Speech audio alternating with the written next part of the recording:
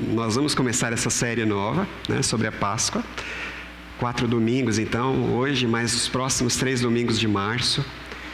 Eu vou convidar você a refletir sobre esse grande mistério, esse mistério da Páscoa. Eu acho que se a gente não se prepara, na verdade eu acho não, né? Eu tenho certeza disso. Nós estamos com a nossa mente tão cauterizada, os nossos sentidos, né? Nós estamos tão duros, enrijecidos, né? Endurecidos. E nós estamos tão apegados, né? ao materialismo e às coisas. Na verdade, o ambiente lá fora é tão tóxico, está tão complicado, que se a gente não para e dedica um bom tempo, se nós não pararmos, né, por exemplo, agora nós vamos ter um mês para pensar sobre o que é a morte e a ressurreição de Jesus.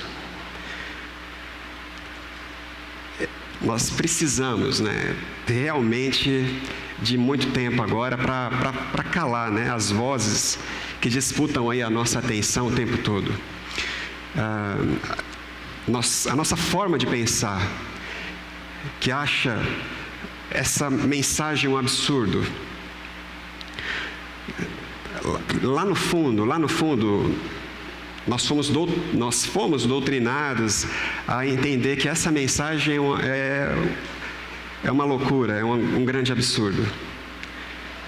E aí a gente fica na igreja, mas parece que a gente fica meio aqui, meio lá, porque parece que essa mensagem do Evangelho, ela não produz em nós a vida que deveria produzir, porque nos falta conhecimento, né? A verdade que liberta, ela precisa ser alcançada.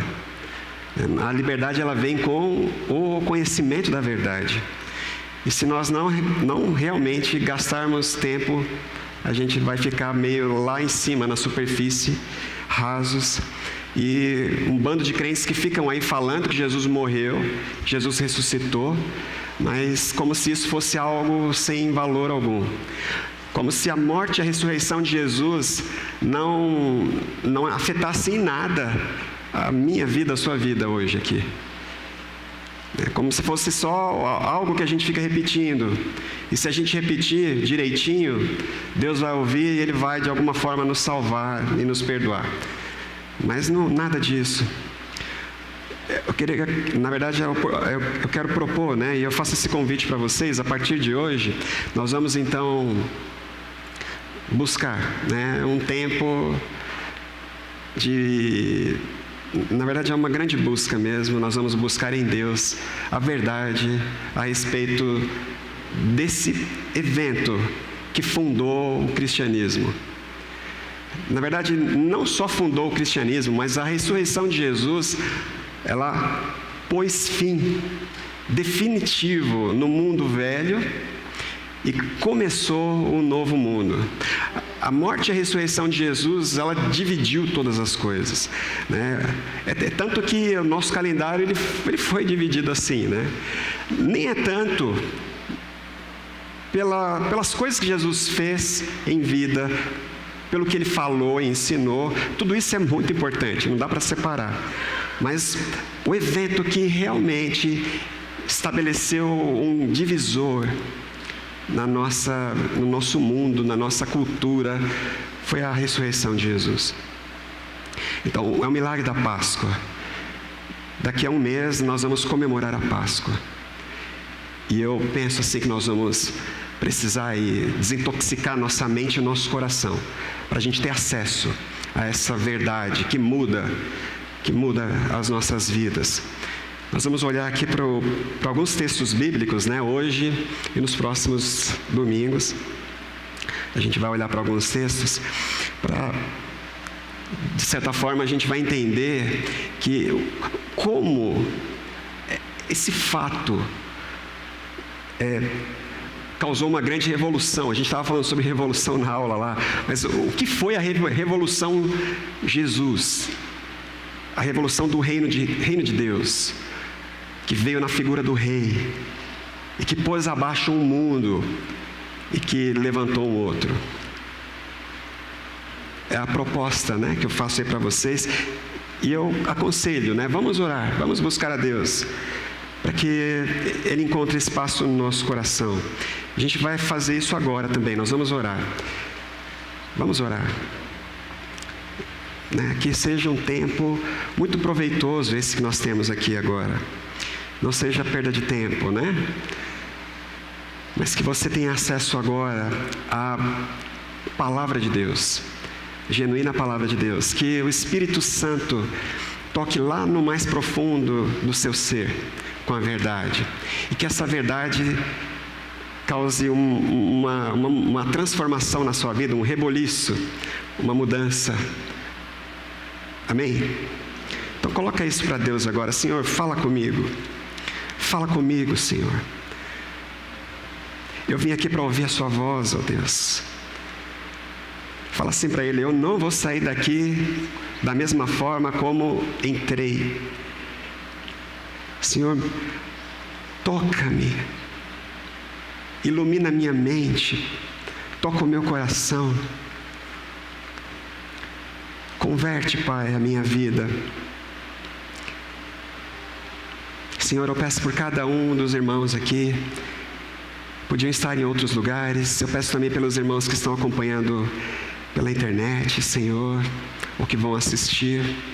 Deus, em nome de Jesus, fala com o teu povo. É o que eu peço, Senhor, no nome poderoso de Jesus. Amém. Amém. Amém. Vou convidar você a abrir sua Bíblia, primeira carta aos Coríntios, capítulo 15. Nós vamos ler aqui alguns versículos. Jesus está vivo. Você acredita nisso? Jesus vive.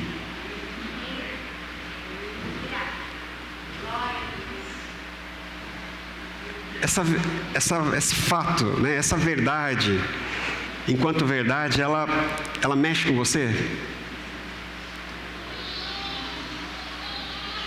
Jesus vive. Ele vive. E você com isso, né? Fala assim: eu com isso. Jesus vive, Jesus está vivo, e o que eu tenho a ver com isso? Primeira carta aos Coríntios, capítulo 15, verso 1, a partir do 1. Irmãos, eu quero lembrar-lhes o evangelho que lhes preguei, o qual vocês receberam e no qual estão firmes. Por meio deste evangelho, vocês são salvos, desde que se apeguem firmemente à palavra que lhes preguei. Caso contrário, vocês têm crido em vão. Pois o que primeiramente lhes transmiti foi exatamente o que recebi. Cristo morreu pelos nossos pecados, segundo as Escrituras. Foi sepultado e ressuscitou no 3º dia, segundo as Escrituras. Apareceu a Pedro e depois aos 12. Depois disso apareceu a mais 500 irmãos de uma só vez, a maioria dos quais ainda vive, embora alguns já tenham adormecido. Depois apareceu a Tiago e então a todos os apóstolos. Depois desses apareceu também a mim, como a um que nasceu fora do tempo. Pois sou o menor dos apóstolos e nem sequer mereço ser chamado apóstolo, porque persegui a igreja de Deus. Paulo escreve essa carta para esses irmãos lá em Corinto. Queria que a gente entendesse um pouco. 25 anos se passaram aproximadamente. Depois de todos aqueles eventos, depois do que está narrado lá em Atos capítulo 1, Atos capítulo 2, depois que aconteceu aquele reboliço, né, na Palestina, depois que o templo, né, foi afetado, né, o templo, casa de Deus, depois que a cortina foi rasgada ao meio, diz que houve um grande terremoto em toda a terra, até os mortos, muitos mortos se levantaram das suas tumbas. Foi um evento que abalou o mundo inteiro. Passou 25 anos, o apóstolo Paulo então começou a pregar o Evangelho, e aí ele manda essa carta para essa igreja dos Coríntios aqui. 25 anos depois. O evento que abalou as estruturas. O marco zero, né, da nossa história. Aí Paulo escreve para a igreja: olha, eu estou sabendo que vocês são cristãos.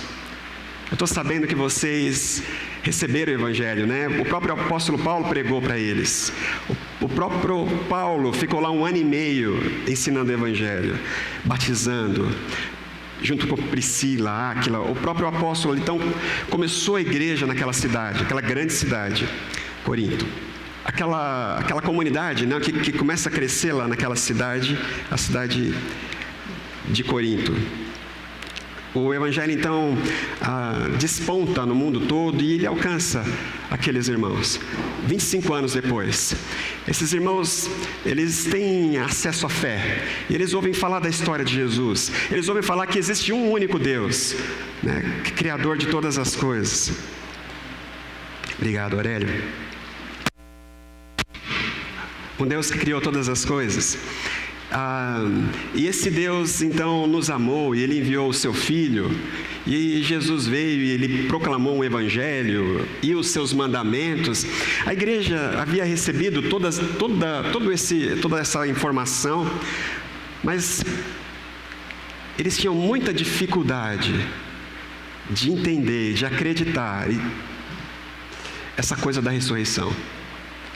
A igreja que tinha ali, né, entre eles, uma diversidade de manifestação de dons do Espírito, por exemplo. Era uma igreja que tinha todos os dons. O próprio apóstolo Paulo fala: vocês têm todos os dons, uma riqueza muito grande. Vocês têm aí toda essa diversidade aí na prática, na sua vida cristã, e vocês oram, e vocês são generosos. Mas tem uma coisa: vocês estão tendo dificuldade de entender a ressurreição. Para vocês não é algo tão importante assim. Vocês podem até deixar de lado. Quem sabe isso não é algo tão importante? Jesus ressuscitou? Não. Quem sabe ele virou um espírito e ele foi para algum lugar e de lá ele ilumina todo mundo? Quem sabe ele é uma alma, né? Ou uma luz, ele virou uma luz. E lá de onde ele está, agora ele ilumina toda a humanidade. Quem sabe assim, ele virou uma energia, né? Quem sabe todos nós agora que vamos para ele, né? A gente e toda a criação que vai sair de onde nós estamos, a gente abandona esse mundo e vai para lá, para esse novo mundo espiritual. E as pessoas então, elas estavam confusas, né? E elas entendiam que o Evangelho era essa arca de Noé que Deus mandou, e vai pegar todo mundo aqui e vai levar para um céu lá longe, ou para um celestial lá longe, e de uma forma ou de outra as nossas almas vão ser salvas. Mas o apóstolo Paulo então ele fala: olha, mas tem um problema sério aí, porque se você nega a ressurreição, você não consegue dar um passo adiante. Se você nega a ressurreição, você fica sem nada. Se Jesus não ressuscitou, o Evangelho não vale de nada. Se não há ressurreição, não há Evangelho, não há boa notícia. 25 anos haviam passado, né? Eu queria que a gente entendesse todas aquelas histórias, todos aqueles relatos, né? O apóstolo Paulo ele começa dizendo aqui: eu quero lembrar o Evangelho que eu preguei para vocês. Esse Evangelho que eu preguei para vocês foi o que eu recebi. Paulo diz: eu não inventei esse Evangelho, eu recebi. Da forma que eu recebi, eu entreguei para vocês. Porque foi assim. O Senhor Jesus, então, ele foi morto conforme dizia as Escrituras. Elas previram. Jesus não foi assassinado, não foi um acidente. Jesus não foi uma vítima do império. Jesus não foi uma vítima do seu povo, os judeus. Não, estava no programa, estava no plano, estava no projeto da construção do novo mundo. Segundo as Escrituras, Jesus foi rejeitado por esse mundo.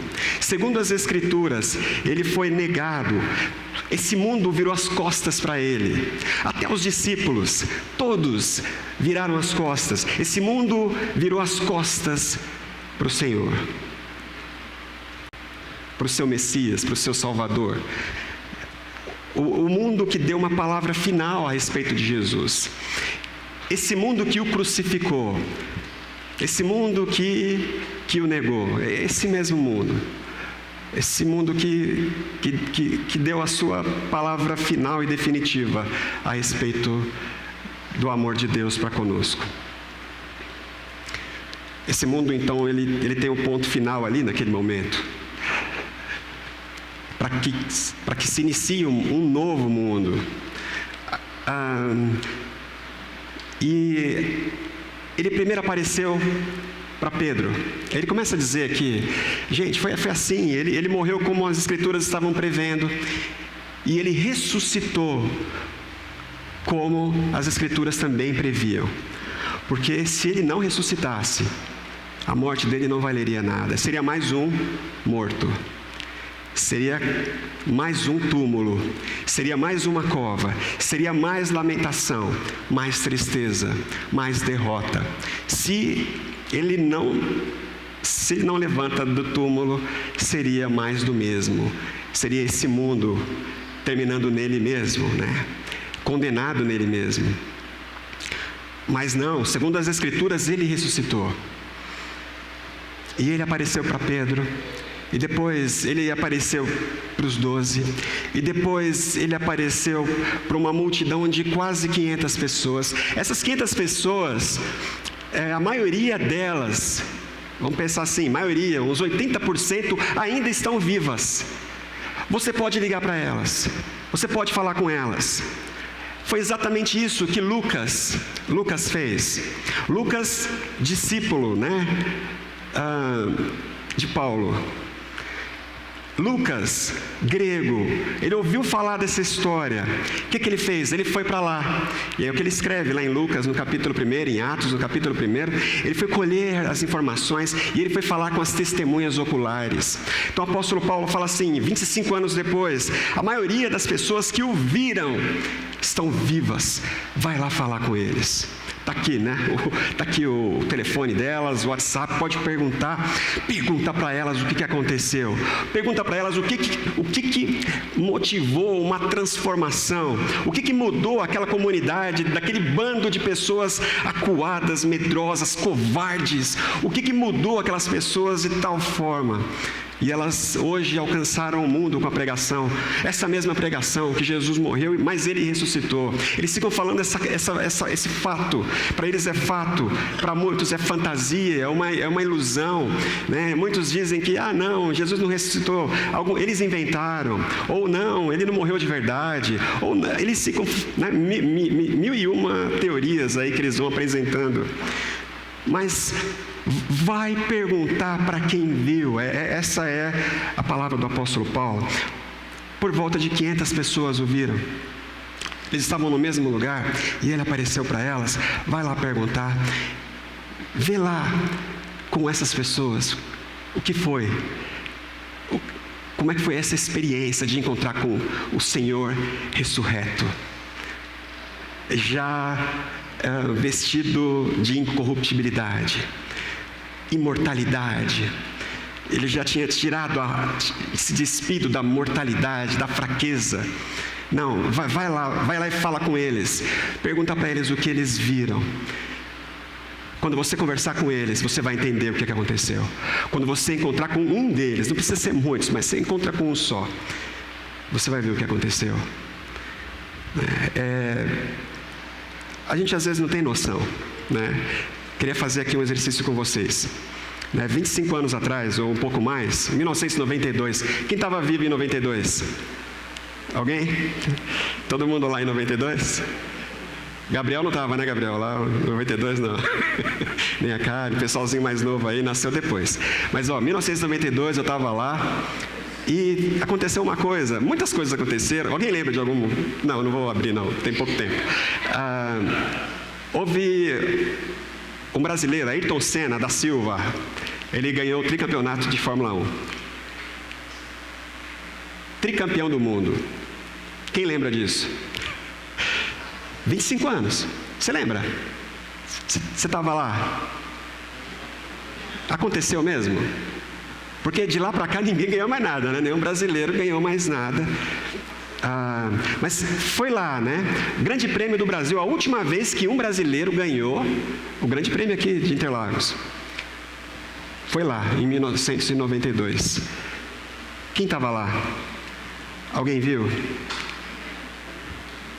E se eu chegasse aqui para vocês e falar, não, Ayrton Senna nunca foi tricampeão mundial.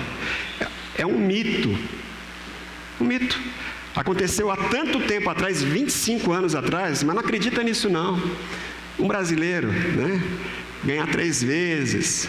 Não acredita nisso não. Isso não é verdade. O que você vai fazer? O que você pode fazer quanto a isso? Você vai pesquisar. Você vai perguntar, pai. Eu fazia isso, né? Eu ia para o meu pai falar do Elvis. O pai, e o Elvis? O Elvis morreu, né? O Elvis não morreu, né? Eu ia falar, pai, foi tudo. Eu falava, pai, a seleção de 70. O senhor estava lá, o senhor viu? Como é que era? Me conta. É isso. É isso. 58, né, irmão Carlos? Pois é. Mas se eu falar para vocês aqui do Ayrton Senna, né? Quem lembra qual era a equipe? Qual era a equipe que ele ganhou em 92? 91, né? 91, ele ganhou em 91, desculpa, irmãos. Não, Ayrton Senna, 1991. Qual era a equipe de Fórmula 1? McLaren, né? Quem lembra da cor do carro? Vermelho e branco. O pessoal tá bom de memória aí. Vocês lembram da corrida aqui de Interlagos? Quem lembra da corrida? É que eu fui pesquisar, hein? Senão não ia me lembrar. A corrida aqui de Interlagos. Você lembra como terminou? Foi dramático, né? Galvão Bueno quase se acabou, né? na narração lá. Mas ele terminou só com a 6ª marcha do carro. Ele não tinha como trocar a marcha, ele só tinha a 6ª e ele ganhou a corrida. Ele terminou em primeiro lugar naquele grande prêmio. Esses detalhes eles vão ficando para trás, a gente vai perdendo noção da grandeza. Aí a gente fala de Ayrton Senna, é igual a Pelé. Você não viu o Pelé jogando? Aí vem alguém e fala, não, o Cristiano Ronaldo é melhor que Pelé. Sabe essa coisa? Não, isso aí ficou para trás, já foi esquecido. Não é bem assim, isso não é verdade. Isso não aconteceu assim como dizem. Isso é um mito. As pessoas elas não entendiam direito de futebol, o futebol não era tão bom assim, enfim. Né? Quem lembra quem narrou? Quem narrou a corrida? Galvão, né? Galvão todo mundo lembra, então ninguém vai esquecer. Acho que ele narrou a ressurreição de Jesus também. Se ele estivesse lá, ele narrava, né? Tudo bem. Mas, irmãos, pensa assim, uma igreja que estava tão longe dos fatos. Jesus falou, vão lá contar o que vocês viram. Jesus ressuscitou primeiro para mulheres. A palavra de uma mulher naquela sociedade não tinha valor. Mas ele primeiro se encontrou com mulheres. E depois ele se encontra com um bando de Zés ninguéms.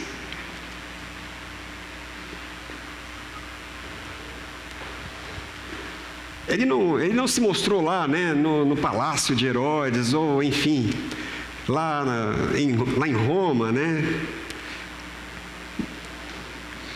na casa de César. Ele podia ter feito isso, não. Ele falou assim, meu negócio é com vocês aqui. Vocês são os meus discípulos, vocês me viram, né? Vocês conhecem as Escrituras. Vão lá olhar, estava falando que eu tinha que morrer, né? Toda aquela expectativa, né? Todo judeu do primeiro século, irmão, minha irmã, todo judeu do primeiro século, ele tinha duas coisas na cabeça, principalmente ali naquele momento. Estava pulando assim, muitos messias, né? Estava fervendo ali o caldeirão naquela época, mas os judeus tinham duas coisas na cabeça. Uma delas é que Deus criou todas as coisas. E o mesmo Deus que criou todas as coisas, Ele um dia vai trazer o reino dEle e Ele vai pôr ordem nisso tudo aqui. É assim que os judeus entendiam a vida. E quando esses judeus, eles viram Jesus levantado, né? Quando os judeus entraram em contato com Jesus ressurreto, eles começaram a dizer, então é isso. Deus já está pondo ordem no mundo. É o reino de Deus entre nós. Por isso, vão e anunciem para todo mundo. Anunciem o quê? Que Jesus morreu segundo as Escrituras e que Ele ressuscitou de acordo com as Escrituras também. Era necessário. Se você não entende, não aceita a ressurreição, então, né, como diz o apóstolo Paulo, a sua fé é inútil, não vale nada.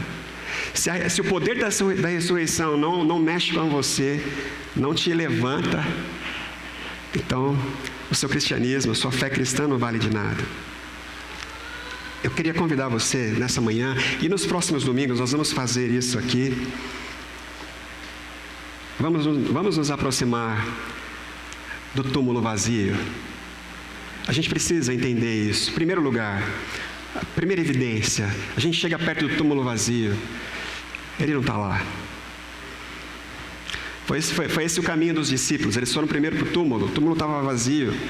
Aí eles lembraram, mas Ele falou que ia ressuscitar mesmo. Mas no primeiro momento eles até acharam que alguém roubou o corpo de Jesus. Tinha acontecido alguma coisa estranha.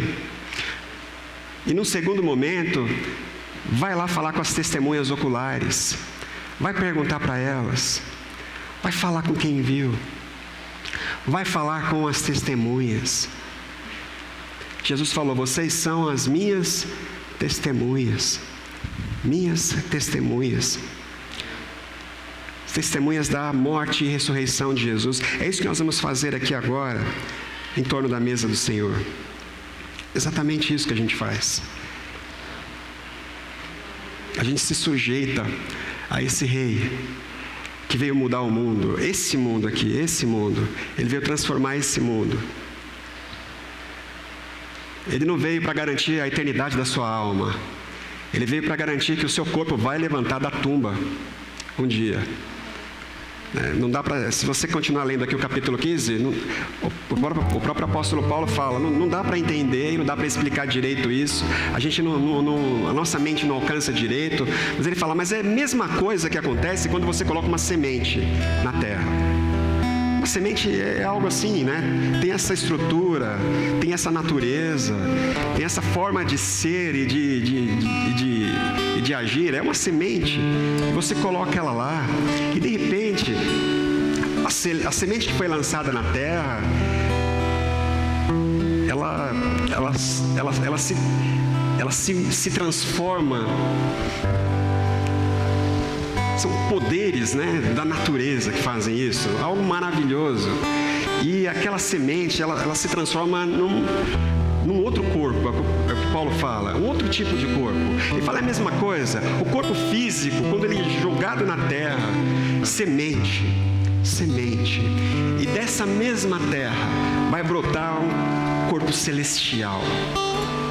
Corpo físico, corpo celestial, da mesma natureza que o corpo do nosso Senhor Jesus. O apóstolo Paulo fala que Ele é o primeiro, Ele é a primícia, Ele é o primeiro fruto da colheita de Deus, é o fim mesmo, é a morte do mundo, porque a alma que pecar, ela morre, o homem que peca é condenado. Deus não podia simplesmente perdoar. Se Deus fosse bom e amor, Ele só perdoa. Não. seria injustiça. A conta precisa ser paga. A conta precisa ser paga. O prejuízo precisa ser pago. O Senhor Jesus pagou o preço. Ele pagou o prejuízo. É isso que representa a morte de Jesus. Preço pago. O preço pago. O preço do pecado. E a semente que foi colocada na terra, da mesma forma que o Senhor Jesus, então, levantou dos mortos. Eu convido você, nessa manhã, a deixar a palavra de Deus entrar no teu coração. E ela vai fazer o mesmo milagre, né? É isso que o apóstolo Paulo escreve lá para Efésios, lá no capítulo 2. E o capítulo 3 também. Mas ele fala assim, que o mesmo poder, a mesma força, aquela força monstruosa, né, que tirou Jesus da morte, arrancou Jesus do Hades, Sheol, né, habitação dos mortos. O mesmo Jesus, a mesma força que pegou Jesus lá e arrancou ele para fora, é a força que hoje habita e trabalha no meu coração e no seu coração. Essa mesma força que opera em mim, e ela vai me capacitar para que eu vença o pecado, em primeiro lugar, para que eu me liberte de toda angústia, de todo medo, de toda ansiedade, de toda idolatria, e que eu me aproxime do meu Deus numa relação íntima de amor, né? Amor, relacionamento íntimo com Deus. Eu convido você, o poder que levantou Jesus, esse mesmo poder, porque se a minha fé, ela não está baseada na ressurreição de Jesus, ela é uma fé inútil.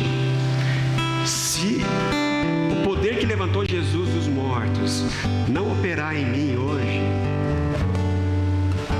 não vivificar o meu ser hoje, é prova de que Ele não vai me levantar lá no último dia. Mas eu sinto algo aqui no meu peito, eu sinto algo em mim, né? Parece que o Espírito Santo, Ele já começou o trabalho aqui. E a mesma coisa que Ele tem feito aqui na minha mente, no meu espírito, na minha alma, Ele vai fazer com o meu corpo. Eu tenho certeza disso. Eu tenho certeza disso. É essa convicção de salvação, essa obra que Deus vai operando. O mesmo Deus, né, que elege, que escolhe, é o Deus que justifica, é também o Deus que glorifica no final. É o que está escrito lá em Romanos, capítulo 8, versículo 28. É o mesmo Deus, é a mesma força. Então é essa convicção de que somos amados por Deus. Eu convido você nessa manhã a ter esse encontro com Deus, a ter esse encontro com o Evangelho, o poder do Evangelho. Jesus morreu conforme as Escrituras e Ele ressuscitou conforme as Escrituras. Amém? Esse é o Evangelho que nós pregamos. Essa é a grande notícia. Jesus está vivo. Jesus está vivo. Jesus está vivo. Em algum lugar, ou alguma dimensão, a gente não sabe, nesse tempo e espaço, existe alguém como eu e como você, com um corpo como o meu e como o seu, preparando um novo céu e uma nova terra para a eternidade. Em algum lugar, né, ao lado do Pai, existe um ser humano que nos representa. Aqui em Coríntios 15 ele fala, da mesma forma como a morte entrou através de um ser humano, e por causa desse ser humano todos morrem. Agora, por causa desse novo Adão, Cristo, Jesus, todos são vivificados. É o poder que opera em Jesus, que levantou Jesus dos mortos. É o poder que agora vai operar nas nossas almas, no nosso ser. Ele vai nos libertando, até que Ele vença até mesmo a nossa morte. A minha morte, a sua morte não vai ser a palavra final. A morte não tem mais o canto de vitória. Onde está, ó morte, a sua vitória? Onde está, ó morte, a sua garantia de força? Onde está, ó morte, a sua chantagem? Não, eu não temo mais. Você foi vencida, pisada. O nosso rei, o nosso rei venceu, o Rei dos Reis.